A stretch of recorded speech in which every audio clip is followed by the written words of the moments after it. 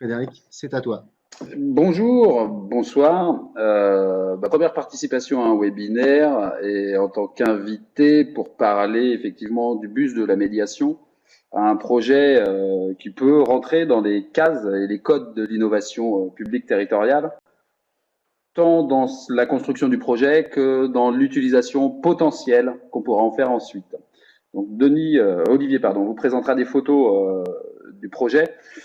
L'idée, elle est née d'un partenariat entre une collectivité territoriale, la ville de Mâcon, et son délégataire des transports publics. Donc sur la place de Mâcon, le réseau Car Postal assuré par le réseau Tréma assuré par la compagnie Car Postal.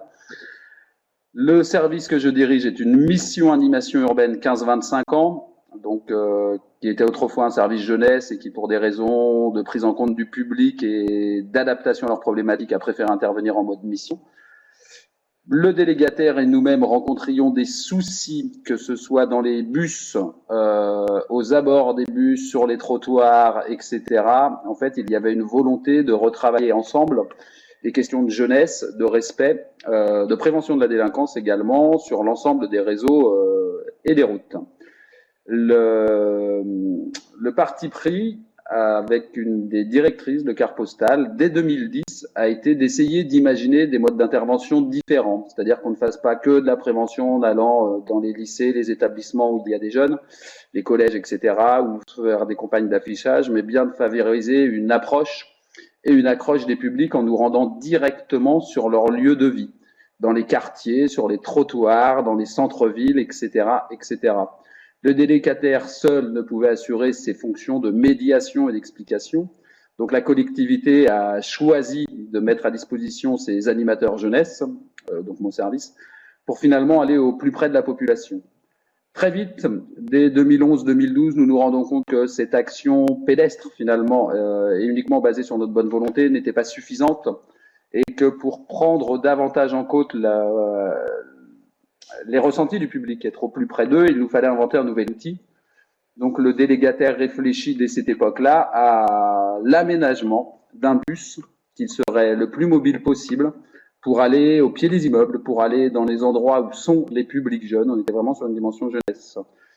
Dans un premier temps, ce projet rencontre un échec, puisqu'un bus avait été désaffecté du réseau des transports, donc on est en 2013.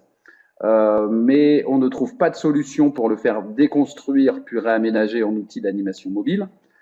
Nous avions d'abord tenté des approches centrées sur la jeunesse, c'est-à-dire utiliser les compétences d'un CFA, Centre de formation au métier de l'automobile, également des jeunes suivis par le service jeunesse, mais il nous manquait finalement d'autres entrées peut-être plus institutionnelles. Et ces entrées institutionnelles sont arrivées dès 2014, où la ville de Mâcon a engagé un gros projet dans ses actions de prévention de la délinquance, sur l'acquisition d'une exposition qui s'appelle 13-18 questions de justice, une exposition initiée par la PJJ, Protection judiciaire de la jeunesse, qui vise à rappeler les droits et les devoirs, notamment aux jeunes. Et cette exposition qu'on amenait dans les collèges et lycées dès 2014, on s'est dit qu'elle devait être elle aussi mobile. Donc la PJJ s'est joint à notre groupe de travail délégataire des transports publics et mission animation jeunesse de la ville pour finalement faire une proposition d'un outil mobile pour aller porter la parole de l'exposition 13-18 questions de justice directement sur les quartiers en complément de ce qu'on faisait dans les lycées en relation avec les parents. C'est ce projet que nous avons écrit et déposé au titre du FIPD en 2004, fin 2014, donc il a été rendu éligible en 2015, où la préfecture de Saône-et-Loire nous a d'abord refusé ce dossier, puisque la dimension éducative n'était pas assez prononcée. Donc deuxième réécriture du dossier et finalement obtention d'une somme de 12 000 euros hors FIPD et sur crédit spécifique sécurité de la préfecture de Saône-et-Loire, puisque nous avions rajouté l'intervention des jeunes suivis par la PJJ dans le cadre de mesures de réparation, des mesures judiciaires. Ces jeunes étaient effectivement intégrés aux phases de déconstruction et de reconstruction du bus.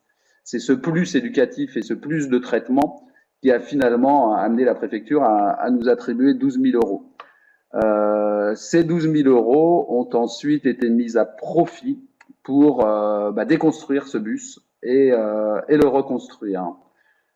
Deux précisions importantes.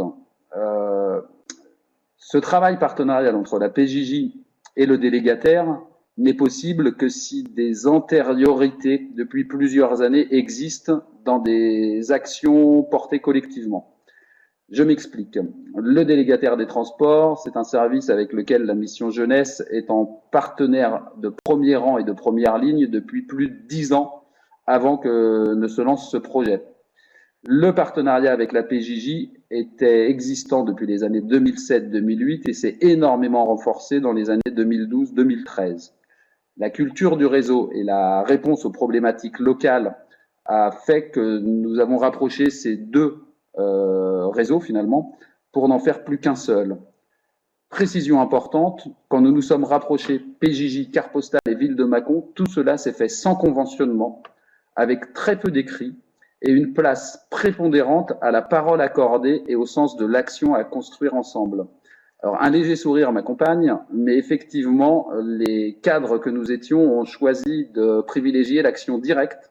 Et curieusement, c'était peut-être ça le caractère innovant de notre action. Une fois que la validation politique nous autorisait à travailler ensemble, des réunions techniques uniquement, des comptes rendus de chantier, puisqu'on travaillait déjà sur le projet du bus, donc uniquement en mode chantier, et finalement des points d'étape pour gérer nos avancées. Donc chacun a travaillé dans son service, pour nos collègues de la PJJ, ce qui était parfois complexe pour eux, soit en décentralisation pour nous territoriaux.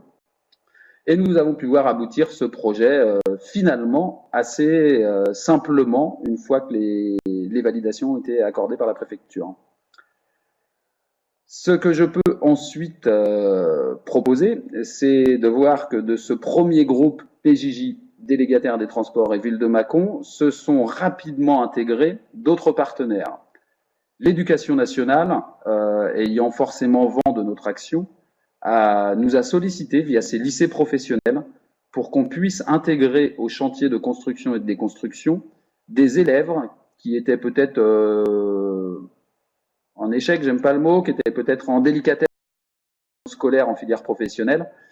L'idée, c'était de les réintégrer dans un projet collectif hors les murs et surtout hors les murs scolaires.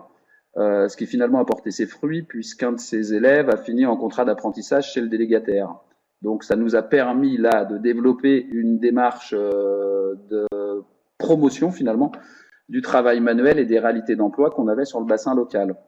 Se sont également rajoutés rapidement à nos côtés en voyant le buzz qui était en train de naître en local et la simplicité surtout de la conduite de l'action, les forces de police et notamment la police nationale qui a souhaité elle aussi pouvoir utiliser, enfin plus participer d'abord à la concrétisation de nos actions. La prévention spécialisée, c'est-à-dire la prise en compte des jeunes de 13 à 25 ans sur le territoire par les acteurs de la prévention spécialisée, s'est intégrée en mettant également, en prenant place dans les chantiers éducatifs, en intégrant des jeunes.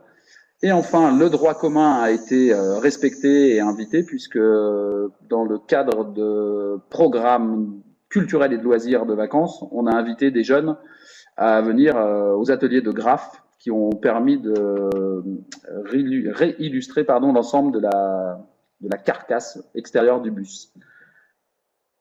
Quand nous avons conçu l'outil bus, il devait en premier lieu, sur nos plans, accueillir une exposition 13-18 questions de justice pour aller parler de lois, de devoirs, de victimes, d'agresseurs, directement sur les quartiers. Mais on ne voulait pas d'un bus qui ne serve qu'à une chose. Nous avons tous connu dans la mise en place de politiques publiques des bus spécifiques. Le bus de l'innovation, le bus de l'emploi, le bus de l'apprentissage, etc., etc. Notre objectif était d'entrée de jeu de parler d'un bus de la médiation qui puisse être utilisé sur n'importe quelle discipline ou thématique liée à l'action publique, et notamment l'action publique territoriale, puisque notre mairie est donneuse d'ordre sur ce registre, sur ce projet, pardon. Donc, dès la conception, nous avons imaginé que ce bus pouvait aussi bien accueillir l'Expo 13-18 que des ateliers bilatéraux pour du job dating, que des ateliers de musique assistée ordinateur qui iraient faire des actions de recueil ou de promotion de la musique sur les territoires. Également, imaginer des phases d'animation là où les structures sont inexistantes. Et puis surtout, de par la dimension jeunesse qui était donnée à ce projet dès le départ, pouvoir intervenir sur les quartiers dès qu'on sentait que certaines tensions pouvaient s'exprimer. Donc nous parlions à ce moment-là de créer un bus qui puisse répondre sur des zones d'impact. Une zone d'impact, c'est par exemple un quartier où les éducateurs présents sentent que la tension est en train de monter. Et on trouvait l'idée intéressante d'amener le bus avec du matériel éducatif et des animateurs directement sur le quartier pour créer un point de fixation. Ce point de fixation, quand vous allez voir le bus, vous allez vite comprendre, quand on arrive quelque part, forcément qu'on nous voit. Ça redonne également au public des quartiers une certaine impression qu'ils ne sont pas complètement abandonnés par le pouvoir public, puisque le bus pouvait venir dans des moments tendus et surtout revenir sur des endroits où malheureusement on n'avait plus tellement d'action publique et ou associative.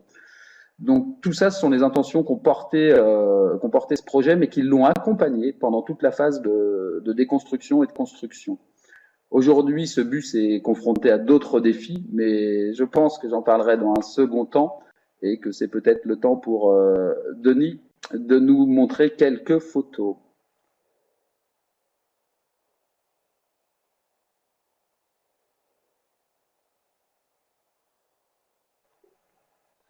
Je vais mettre les photos, hein. Je fais ça tout de suite. Alors, on va changer de formalisation. Je regarde si c'est le premier que. Celle-là, elle m'allait très très bien. Ouais, Non, bah alors je remets, je remets celle d'avant. Vas-y. La première. Non. Attends, je vais y arriver. Nous sommes patients, c'est vendredi.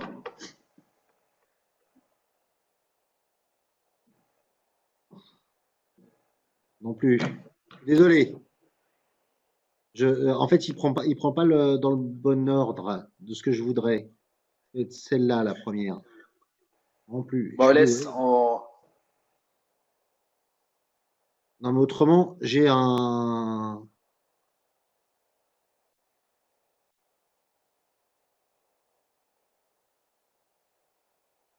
Voilà, merci. Alors, j'ai parlé dans mon propos liminaire d'antériorité dans les relations partenariales.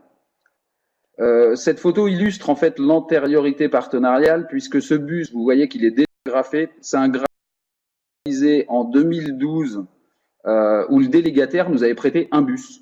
Mais on n'avait pas pu reconstruire l'intérieur. Donc là, on était vraiment sur une performance artistique dans le cadre d'un festival jeunesse initié sur la ville de Mâcon qui s'appelait le festival Expression urbaine.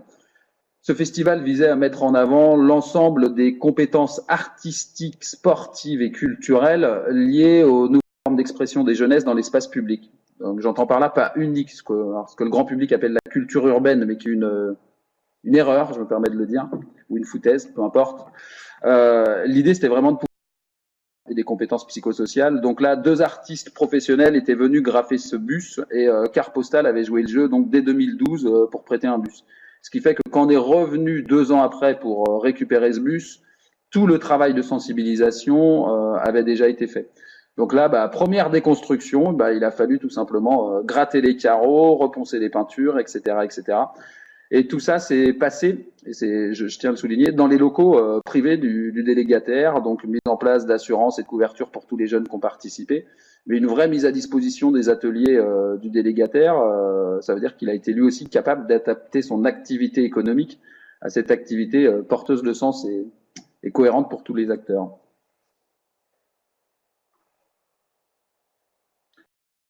Alors là, on est sur une étape de construction. On est pris tout au fond du bus, là où se mettent souvent les jeunes d'ailleurs dans le fond quand ça chahute. On en a fait un salon. Ce salon, il fait 9 places, mais on voulait pas un salon comme un tourbus, trop de confort. C'est surtout un espace de travail. Là, vous avez un plateau qui fait plus de 3 mètres carrés, autour duquel vous pouvez accueillir 10 personnes. On voit sur le centre du plateau qu'on a une connexion USB et HDMI plutôt qui sort. Donc on a des renvois d'écran intégrés dans le bus pour pouvoir animer tout type de réunion. Car dès le départ, c'est ce que je disais tout à l'heure, on concevait l'outil pas uniquement à destination des jeunes. Donc fallait bien qu'on ait quand même aussi un minimum de confort et d'organisation pour pouvoir assurer ça.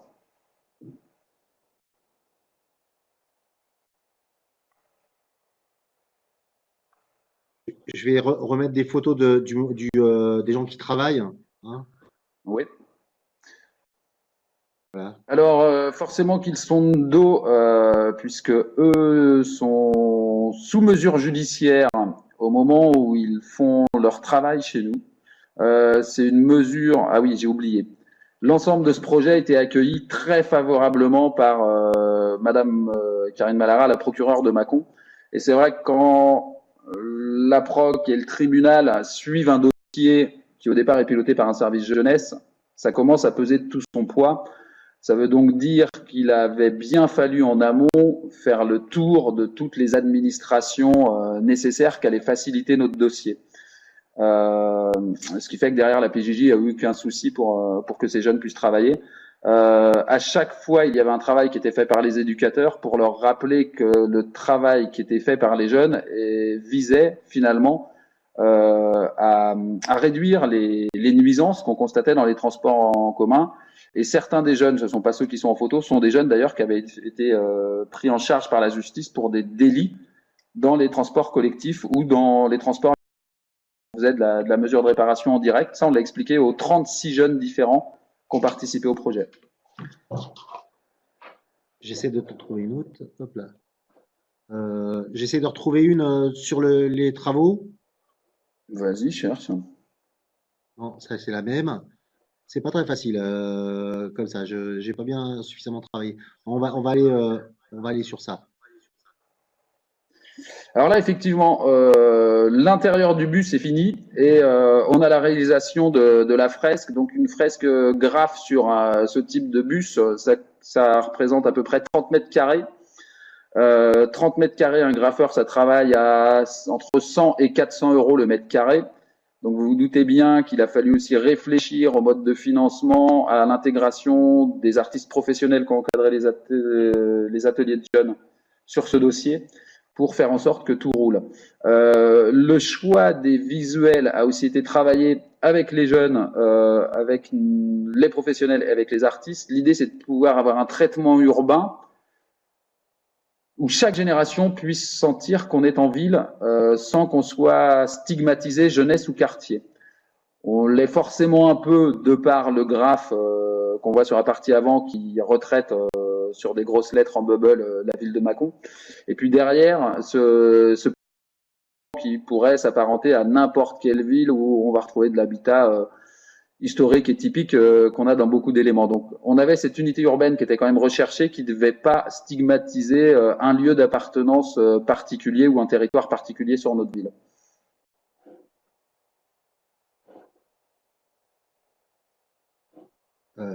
Donc, là, je te remets les jeunes qui ont travaillé.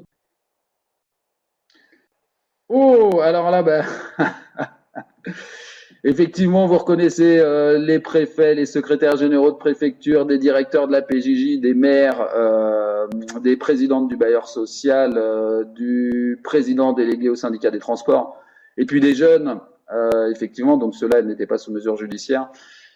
C'est le jour de l'inauguration. Cette inauguration, elle s'est appuyée sur un événement qui existait déjà, je tiens à le dire. On n'a pas créé exprès un événement pour couper nos rubans. Ce jour-là, le bus il est sur un QPV de la ville, qui est en priorité 2, quartier de la Chanay, sur une place, la place Salvador Allende, qui est une place, qui est pas une place de non-droit, mais qui est une place où certaines autorités territoriales ont vraiment du mal à se réexprimer. Donc d'entrée de jeu, la première sortie quartier s'est fait sur un quartier où ça bouge, où on a remontré de l'innovation locale et publique. Et ce qui est intéressant, c'est que derrière le photographe, en fait, vous avez à peu près 200 personnes, dont beaucoup de jeunes, qui sont en dialogue direct avec la police et nous, les éducateurs, pour demander mais que vient faire cet outil. Donc on leur explique qu'on est là pour faire de la justice et de la prévention de la justice, et c'est plutôt très bien et très positivement accueilli. Petite parenthèse sur le préfet de Saône-et-Loire, qui nous avait d'abord refusé le projet, puis accordé une fois qu'on a amendé qualitativement, à juste titre, sa demande. Il s'est quand même investi puisqu'il est venu 2 fois sur les zones de chantier rencontrer les jeunes. C'est quand je disais que c'est un projet qui a rencontré quand même un certain engouement dans, je crois, tant dans sa construction que dans le projet en lui-même. C'est vrai que le suivi par les instances, enfin voire les plus hautes instances de ce département, a aussi donné crédit à ce que faisaient les jeunes, puisque les visites ont été faites à chaque fois dans le cadre des chantiers. Donc c'était logique qu'on retrouve les mêmes élus, les mêmes institutions, les mêmes institutionnels sur la fin du chantier. Alors, je vois des questions, j'y répondrai dans un second temps. On va voir ça après. Je vais peut-être essayer ça. Voilà, l'expo, c'est ça, hein. Alors l'expo, c'est exactement ça. Elle est très connue, cette expo, il n'y a aucun souci. C'est un vrai outil éducatif qui est utilisé par beaucoup de services jeunesse, donc là, il n'y a rien d'innovant.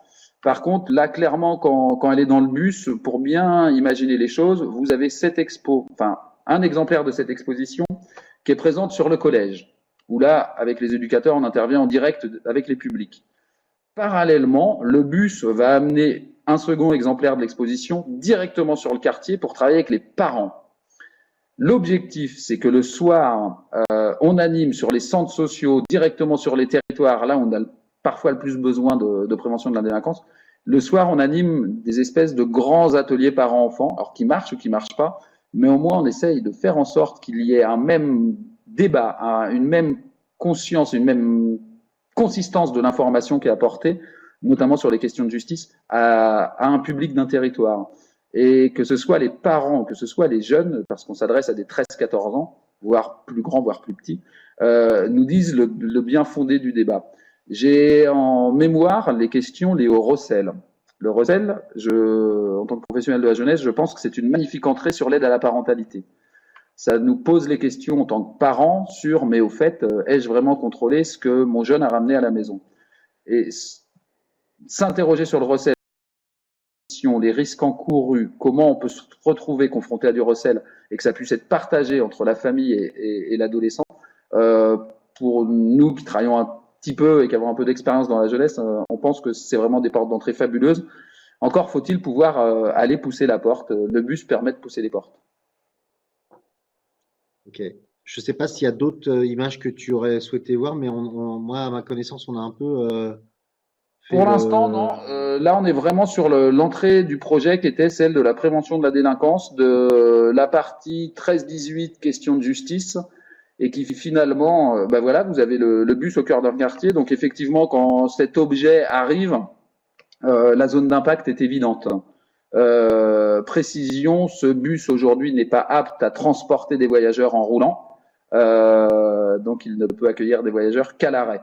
Il a une immatriculation qui est très particulière puisque c'est un véhicule spécifique au regard des mines, et le délégataire en est aujourd'hui le propriétaire. Chouette, merci. Je le transmettrai à Juan Zekri sur les murs, qui est l'auteur avec les jeunes du Graphe. Précision, avant que j'enchaîne sur une autre partie, il était primordial de rappeler que les notions de justice, les notions de prévention de la délinquance sont des vraies portes d'entrée pour aller parler au public sur les quartiers, pour faire de l'action éducative. Et finalement, ça nous a rendu, nous, acteurs de la jeunesse, qui sommes pas forcément les plus considérés dans les politiques publiques. Et là, c'est peut-être le cri du cœur d'un petit professionnel de la jeunesse. On vient nous chercher quand ça brûle, mais on nous demande rarement d'intervenir en amont. Là, il a fallu qu'on fasse acte de grande crédibilité, en passant par le procureur, par madame le procureur, par monsieur le préfet, par l'ensemble des services liés à l'exercice de la justice, des forces de sécurité, des éducateurs, de l'éducation nationale, etc., etc. Et en fait, notre projet, une fois qu'il est sorti, qu'il a eu cette étiquette de prévention de la délinquance, il a vraiment été validé et aujourd'hui, il est viable. Et il est viable aujourd'hui, pas pour faire uniquement de la prévention de la délinquance, mais pour faire beaucoup de jeunesse. Alors, comment on fait de la jeunesse sans faire uniquement de la prévention de la délinquance? Eh bien, c'est tout simplement de se dire que si l'outil est mobile, il faut qu'il puisse aller là où sont les jeunes. Les jeunes, majoritairement, puisque la France va quand même bien avec sa jeunesse, les jeunes sont principalement dans les établissements scolaires, centre d'apprentissage, lycée professionnel, lycée général, collège, etc., etc. Donc la mission 15-25 ans animation urbaine de la ville de Mâcon utilise ce bus pour se rendre dans les lycées, pour mettre en place des permanences du point information jeunesse. Donc entre midi et 2, une fois par trimestre à peu près, le bus vient compléter les permanences mensuelles qu'on fait pour accueillir les jeunes. Donc c'est un lieu d'information dans lequel ils vont se retrouver comme dans un salon. Ce qui est intéressant, c'est que leur parole se libère davantage quand ils rentrent dans le bus, puisqu'ils n'ont plus l'impression d'être dans les murs scolaires. qu'ils peuvent échanger avec nous des informations sur la vie courante, leurs inquiétudes liées à leur orientation personnelle ou professionnelle, des questions sur l'aventure amoureuse, en fait tout ce qui fait la richesse et la panoplie d'un secteur jeunesse. Le bus a été un vrai plus de part finalement. Enfin, j'y tiens vraiment. Cette liberté de parole qui est autorisée dedans, puisqu'on n'est plus à l'école, même si ça a lieu dans l'école. Également, on fait les sorties d'équipements. On a fait les sorties d'un collège sur un plateau scolaire où les professionnels du quartier et l'éducation nationale nous disaient qu'ils avaient du mal à entrer en contact avec les élèves une fois qu'ils étaient sortis de l'institution. Donc l'apport du bus a été un plus indéniable, puisque forcément quand vous amenez un bus comme ça sorti d'un collège, tout le monde vient voir ce que c'est. Et là, l'idée, c'était de se servir juste de la zone d'impact, de mettre des éducateurs en face, des gens de l'éducation nationale, et d'échanger et de parler. Donc, on a pu s'enrichir de beaucoup de contacts. Fred, Et puis, oui. non, je te laisse finir, mais il nous reste un quart d'heure. On va, Ouais. il y a deux solutions. Soit on passe sur tes questionnements sur est-ce qu'on peut aller plus largement que la jeunesse directement, soit on pose des questions sur la première partie et on finit sur ça. C'est comme tu veux. Alors, moi, je vais juste enchaîner avec à quoi il sert encore aujourd'hui. J'ai vu dans les questions qui étaient posées que finalement, ça reprenait certains objectifs qu'on se donne pour la suite. Donc on va y aller. Hein. S'il y a des questions sur la première partie, le montage, etc., on peut répondre, mais c'est pas forcément le plus intéressant. Les gens peuvent me joindre à la mairie de Mâcon sans aucun souci. Je pense que c'est plus particulier, quoi. Aujourd'hui, ce bus, il sert également à amener des ateliers MAO, musique assistée par ordinateur. Là, tu as quelques visuels, je crois, Olivier, où on branche les ordinateurs, on amène les accompagnateurs musicaux et en fait, on mixe, on fait du son directement dans le bus. Là, on est bien spécifique jeunesse.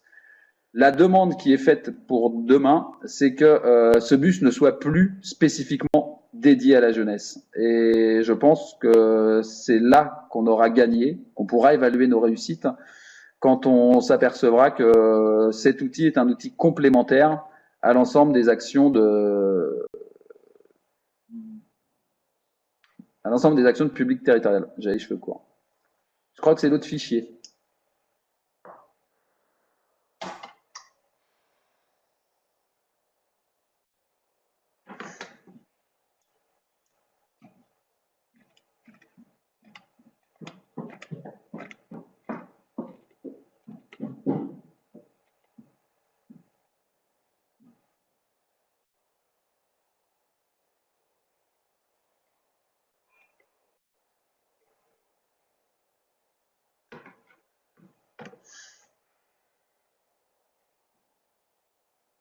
Non, c'est pas grave.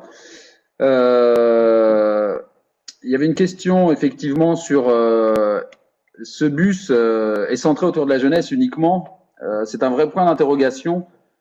Je crois que c'est peut-être le défaut de notre qualité ou de notre ambition du moment, c'est que porté par un service jeunesse, porté par des problématiques de réduction des risques initiés par le délégataire des transports publics, on a forcément une forte identité jeunesse dès la conception du projet.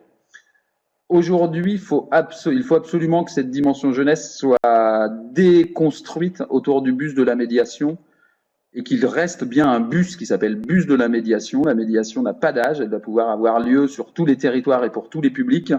Et c'est pour cela que dès le 19 avril, dès le 20 avril, elle va accueillir une exposition d'art plastique où là, on s'attend plutôt à un public d'adultes.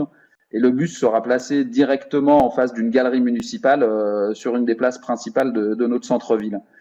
Également, le bus va être sollicité par une association, la Cave à Musique, pour ne pas les citer, qui fête ses 25 ans. C'est une grosse SMAC là, à Mâcon, qui va utiliser le bus comme outil d'exposition sur l'histoire du son, donc qui là s'adressera également à un très grand public.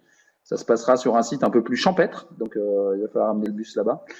Et puis l'autre projet en cours, c'est de pouvoir associer les personnes âgées dépendantes, c'est-à-dire celles qui ne peuvent pas se déplacer, où on va leur amener le bus avec un orchestre de jazz, donc 3 musiciens de jazz, on va amener le bus sur les résidences de personnes âgées. Donc, on est vraiment dans cette dimension d'amener de l'animation là où il en manque, mais on est également dans cette dimension d'essayer d'amener les politiques publiques un petit peu plus loin.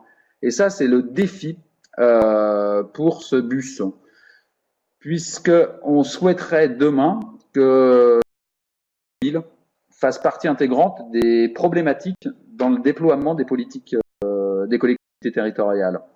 Par exemple, est-ce qu'un service état civil ne pourrait pas s'en servir pour aller faire des campagnes de promotion, pour s'inscrire sur les listes électorales directement dans les quartiers?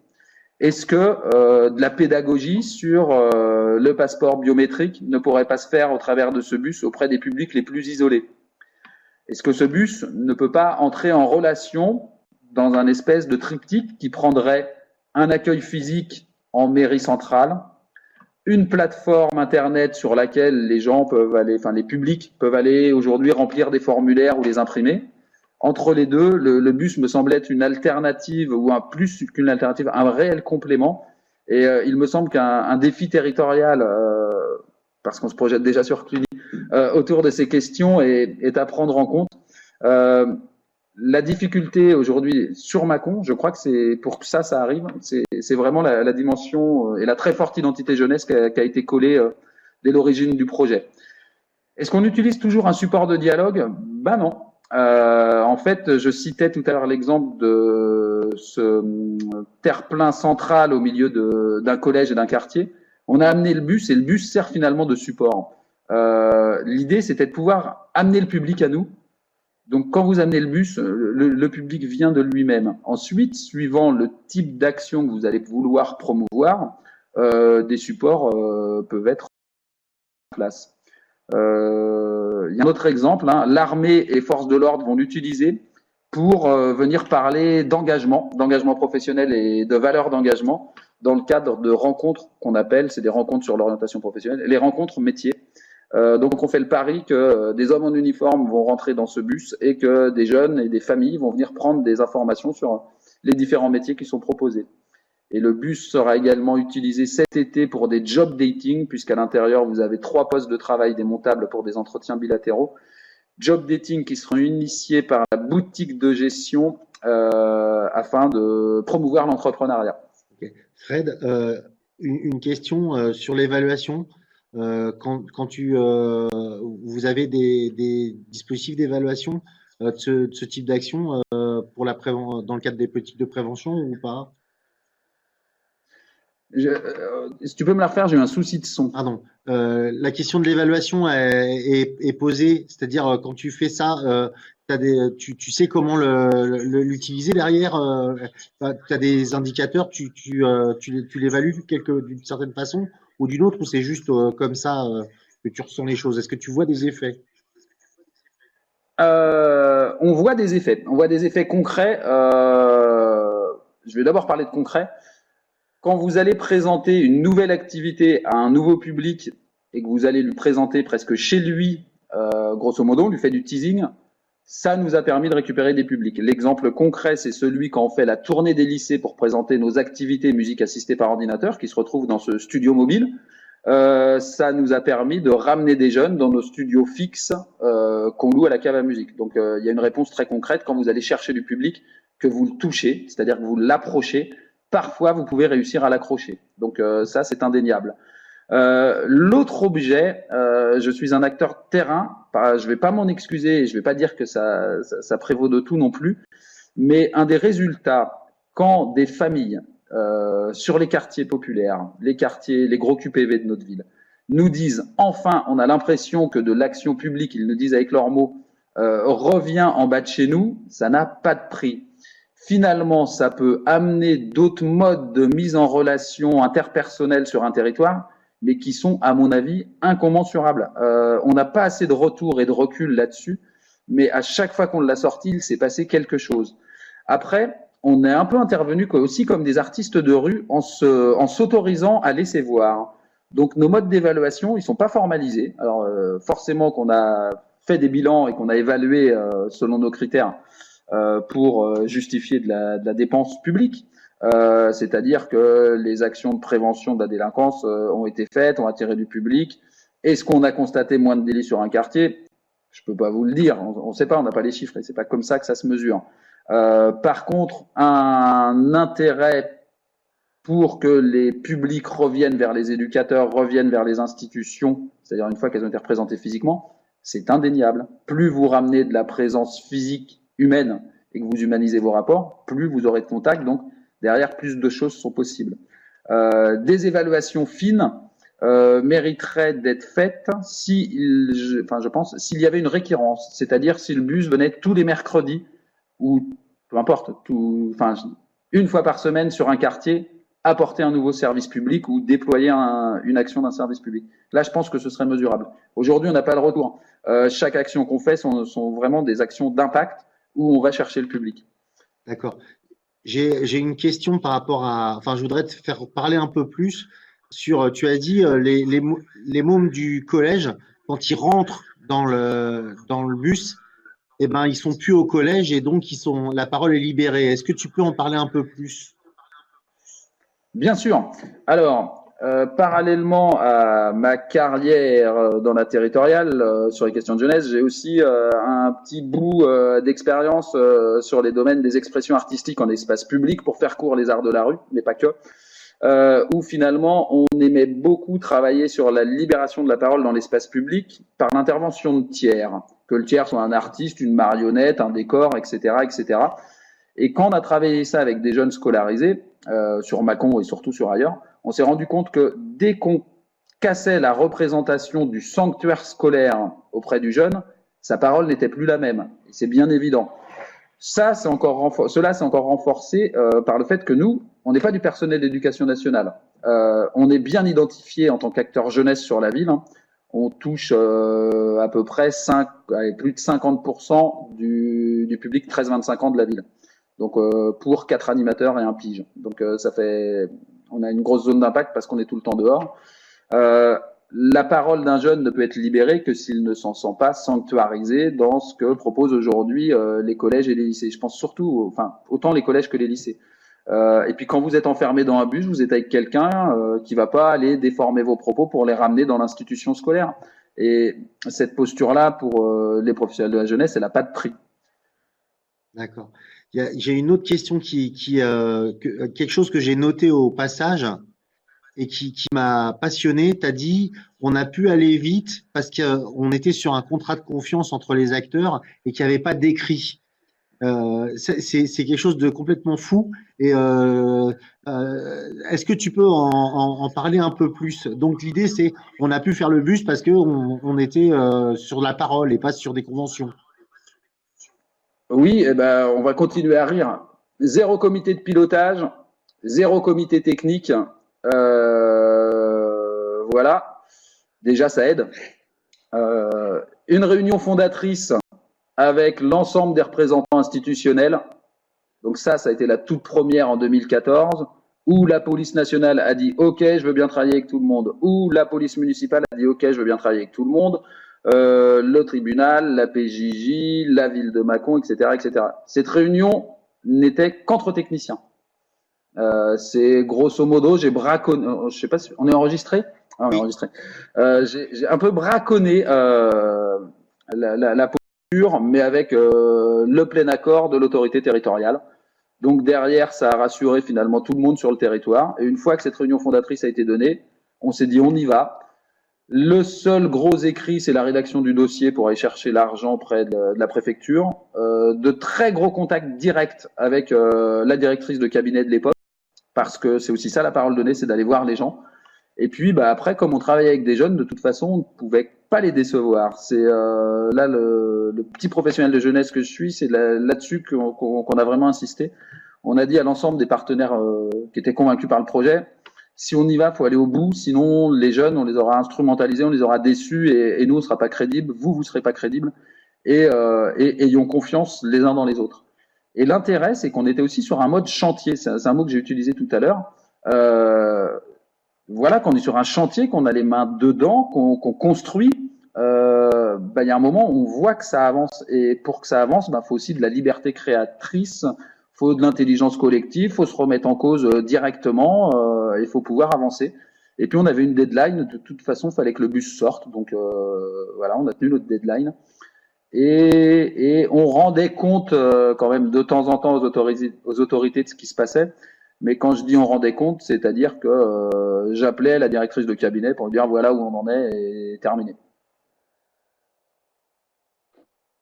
Eh ben, c'était passionnant. Surtout que je trouve que cette fin est intéressante parce qu'on revient sur les fondements de l'innovation et sur un des aspects qui est le fait qu'on doit trouver des chemins qui n'existent pas forcément et qui, à la fin, permettent d'agir. C'est très intéressant.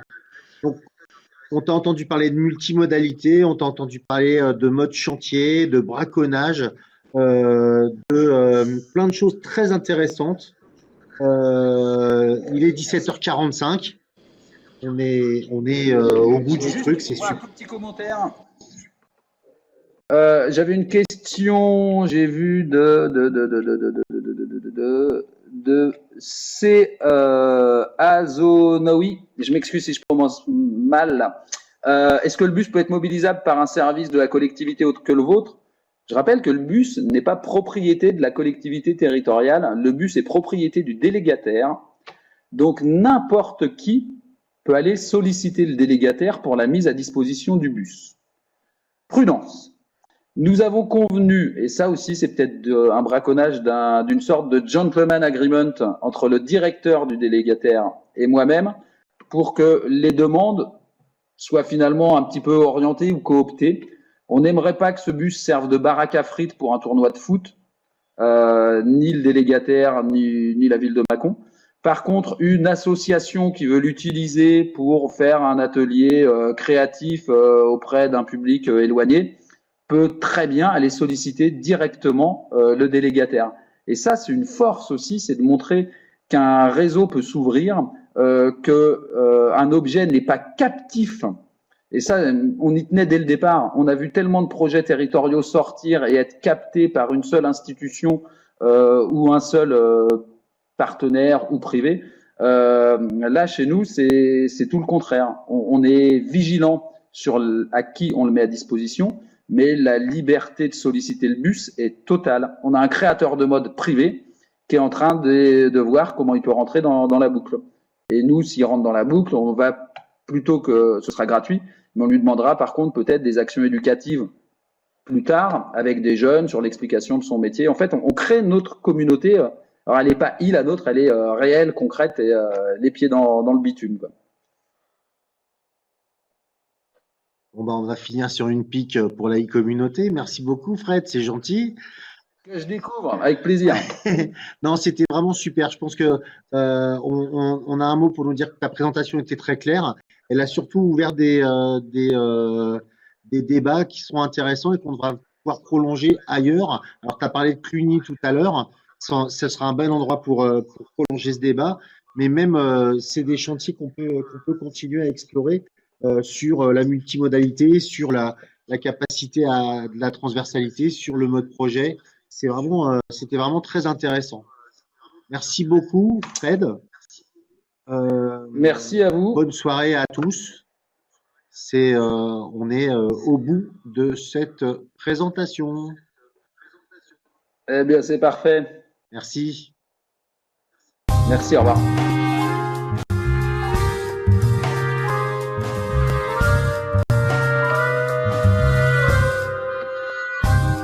C'est bon, c'est bon?